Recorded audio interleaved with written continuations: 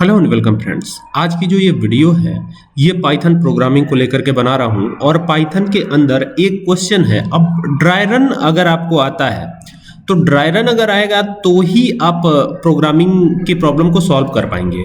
तो अगर dry run आपको नहीं आता है तो फिर दिक्कत होगी। तो ड्राई रन जितना ज़्यादा हो सके कॉपी पर प्रैक्टिस करना बहुत ज़्यादा ज़रूरी है। ठीक है, अगर आप सोचते हैं कि आप प्रोग्राम देख करके और टाइप कर दोगे अपने आइडियली पर और उससे आपका प्रोग्राम अगर रन हो जाता है तो फिर आप जब आपको लॉजिक बनाना होगा, कोई नया प्रोग्राम बनाना होगा तो उस वक्त प्रॉब्लम आएगी। तो सबसे पहला काम कि आप ड्राई रन सीखिए, कॉपी पर प्रोग्रामिंग करना सीखिए। ठीक है, कैसे प्रोग्राम बनेगा, कैसे सॉफ्टवेयर डेवलप होगा, इसके बारे में पूरा डिटेल जो है आप कॉपी पर करिए। ठीक है, इसी से आपका काम होगा।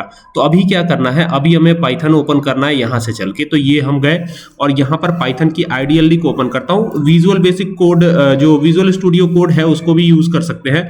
तो ये विजुअल स्टूडियो कोड ही मैं ओपन कर लेता हूँ और इसी पर हम अब जो भी प्रोग्रामिंग करनी है इसी के ऊपर करेंगे। ठीक है, तो अभी क्या करना है, अभी यहाँ पर जो है इसको मैं हटाता हूं यहाँ से। ये देखिए, ये हटा दिया हमने।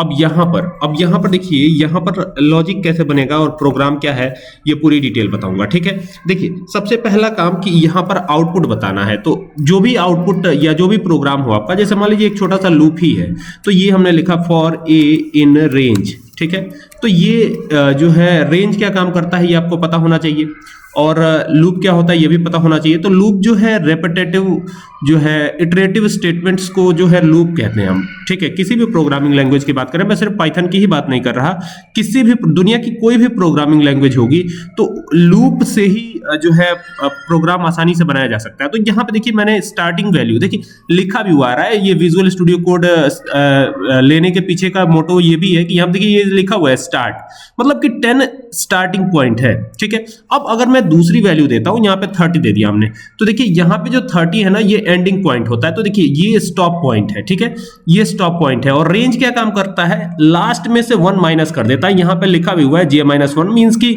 ये लास्ट में से 1 माइनस करेगा। ठीक है, अब जैसे स्टूडेंट्स इसके लिए कंफ्यूज हो जाते हैं, यहाँ पर जैसे मान लीजिए मैंने 6 दे दिया तो ये 6 का क्या मतलब है, तो ये स्टेप वैल्यू कहलाती है। क्या कहलाती है, स्टेप वैल्यू। ठीक है, ये फॉर लूप में मैंने किया, यही चीज व्हाइल लूप से भी कर सकते हैं। मैं दोनों करके दिखाऊंगा आपको पूरा डिटेल। ठीक है, देखिए अब ये हो गया। अब 10 के बाद से 10 से स्टार्ट करेंगे। 10 11 12 13 14 15 16 17 18 19 20 21 22 23 24 25 26 27 28 और 29 तक जाएगा। 30 तक नहीं जाएगा क्योंकि रेंज क्या काम करता है, लास्ट में से एक घटा देता है। तो मैंने क्या बताया, ये स्टार्टिंग वैल्यू होती है, ये 10 स्टार्टिंग हो गया और ये एंडिंग हो गया। ठीक है, और ये जो है स्टेप वैल्यू हुई। तो स्टेप वैल्यू का क्या मतलब होता है, स्टेप वैल्यू का मतलब ये होता है कि आप आगे स्टेप चलेंगे। ठीक है, जैसे 10 के बाद 11 12 13 14 15 16 हो गया, नेक्स्ट टाइम में 16 प्रिंट होगा 10 के बाद, फिर 17 18 19 20 21 22 प्रिंट होगा। ठीक है, फिर 23 24 25 26 27 28 प्रिंट होगा। बाकी कोई चीज प्रिंट ही नहीं होगी अगर आप प्रिंट करवाते हैं तो सिंपली प्रिंट करवाने के लिए प्री डिफाइंड फंक्शन का यूज करते हैं प्रिंट।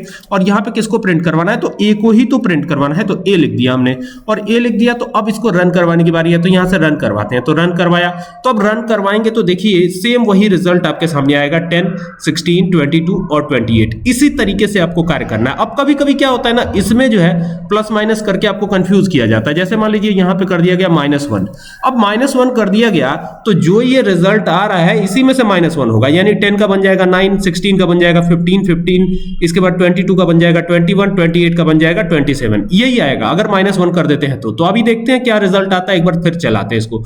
तो देखिए सेम वही चीज कि 9 हो गया, फिर 15 हो गया, 21 हो गया, फिर 27 हो गया, वही चीज है। ठीक है, अगर इसमें आप डिवाइड कर देते हैं तो उसी हिसाब से डिवाइड भी होता चला जाएगा, -1 होने के बाद डिवाइड भी हो जाएगा। तो ये सारी चीजें हैं। अब देखिए ये डिवाइड भी कर दिया 2 से इसको, तो अभी करेंगे तो देखिए ये इस तरीके से आ जाएगा, देख रहे हैं ये डिवाइड हो गया।